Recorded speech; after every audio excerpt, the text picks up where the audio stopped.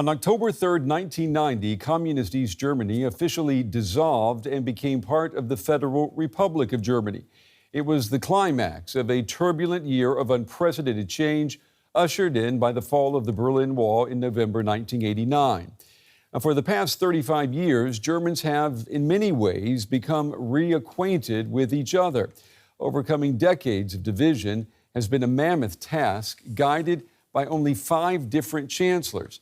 The country's sense of self within Europe and around the world has undergone a profound metamorphosis, a process welcomed by some, but not by all. Consider the impact of Russia's war in Ukraine. When the invasion began, Berlin was accused of dragging its feet to help.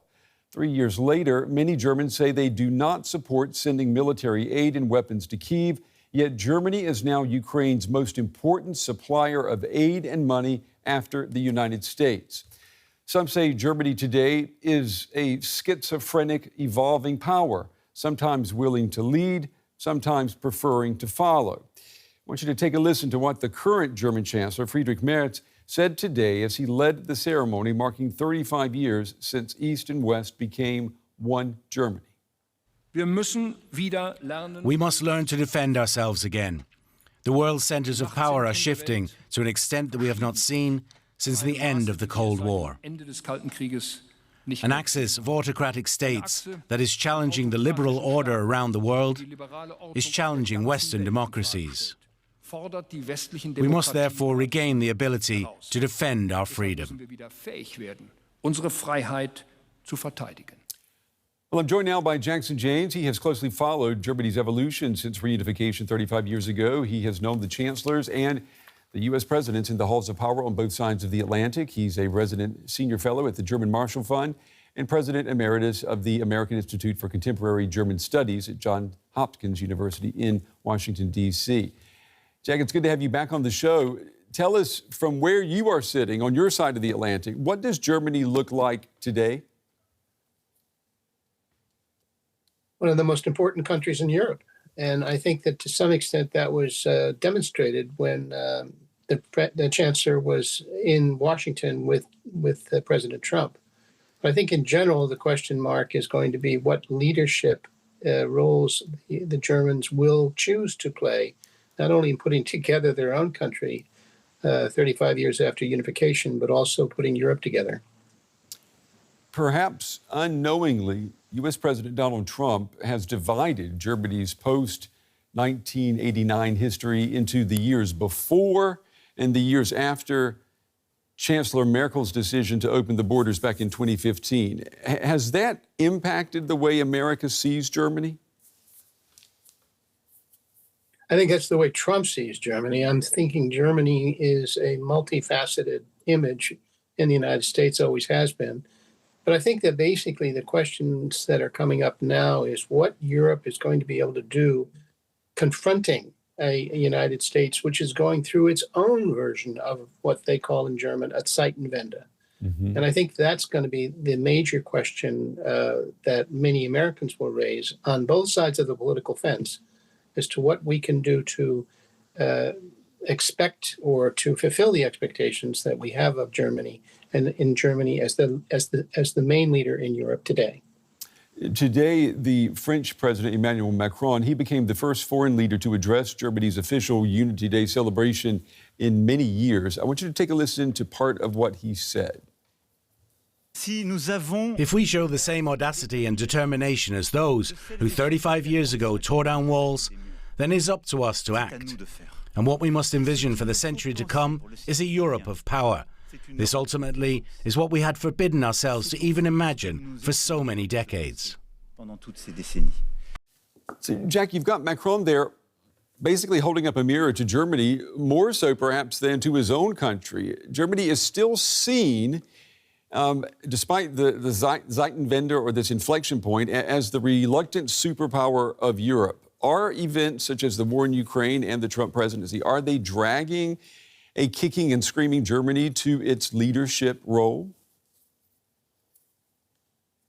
In some ways, yes. I think that the expectations of Germany are growing, largely because of its role economically, but also in terms of its leadership in the strategic area with regard to Ukraine.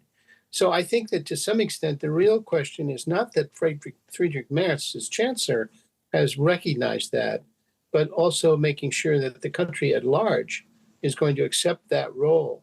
Remember what happened, Brent, in '89 when then President George Herbert Walker Bush talked about Germany as a partner in leadership. Mm-hmm. And he said at the same speech, leadership comes with certain responsibilities. I think Friedrich Merz wants to meet those expectations now, but he has to bring along his country, and he also has to bring along the rest of a united Europe to the extent that he can create that. Are you surprised by how quickly, and I say quickly in German terms, that Germany has begun beefing up its military? I think it's impressive the way it's happened in a short period of time in terms of the recognition for the necessity to do that. Mm-hmm. Defense Minister Pistorius has led that by using a concept in German, it's hard to translate in English, as being kriegstüchtig, capable of fit focusing for war. The kind of, getting ready for war. And I think that's happening. I think the majority of the country sees the threat out there coming in from Russia. The question is going to be, however, how sustainable it's going to be in light of some economic issues that Mr. Chancellor Merz is also facing. Yeah, that's right. I mean, it is expensive to have a bigger military. Let me ask you something completely different here. When she was British Prime Minister, Margaret Thatcher, she famously opposed German unity, fearing that it could cause it to become a destabilizing rather than a stabilizing force in Europe. Was she right at all? No. She was speaking more about her own problems with her own country at the time. My sense is that this is the real key to understanding the relationship between the current chancellor and the current prime minister of Britain. It seems to me that they're dependent more on Germany for a common response, not only to a strategic threat, but also to the need for economic power that Macron mentioned. So I think the former prime minister, when she was talking that way, was speaking more about her own concerns about her own country. Let me ask you about some developments we have seen on your side of the pond. The late German Chancellor Helmut Kohl, as you will know, helped found Georgetown University's Center for German and European Studies.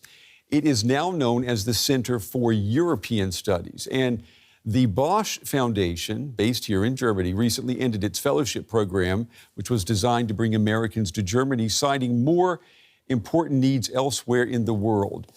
What do these changes, Jack, what do they tell you about the state of transatlantic ties today? That there's more a need for exactly what you just discussed. I think that the generational changes going on both sides of the Atlantic are just as important as they were when that program that you mentioned at Georgetown, and there were two others at Harvard and Berkeley, was created in light of the fact that people were worried about the so-called successor generations. Well, now we've got another one. And it seems to me that we ought to be working with the same kind of commitment to maintaining that dialogue with all the institutions that I am familiar with, and you are too, Brent. Mm-hmm. We need to increase the intensity of their work, not decrease it. And finally, I want to ask you, before we run out of time, former German Chancellor Angela Merkel, she was in Hungary this week to promote her memoirs entitled Freedom. Now, her, I'm going to say arch enemy, the Hungarian Prime Minister Viktor Orban, he even greeted her with a kiss on her hand at his official residence. Now, he has been a loud critic of her legacy, saying that she played a key role in the decline of Germany and the West. You know, Merkel was once celebrated by former U.S. Presidents George W. Bush and Barack Obama, as well as Biden. From your perspective, how well is Angela Merkel's legacy aging today, 35 years after reunification? I think that basically when you look back in hindsight and see what kind of problems emerged, for example, for dealing with the Russian gas supply, that was something that was based on an assumption about Putin that turned out to be wrong. And I think she would admit that now. On the issue of what she did in 2016 or during the migration crisis, I think was something that continues to be a turmoil within Germany, and by the way, also in the United States, and not only there. So that migration issue is global. So I think that basically, looking back on what she had to deal with in the 16 years she was in office, it basically was about having to sustain Germany and sustain a momentum in Europe, which now needs to be expedited and increased and strengthened. In that respect, I think, after 16 years in office, you're going to have a record of mixed results. But at the same time, I think the problems that she was facing are still with us today. Jackson James, as always, Jack, good to get your insights. Good to speak with someone who knows so much about how both sides of the Atlantic work and need each other. We appreciate your time tonight. Thank you. My pleasure.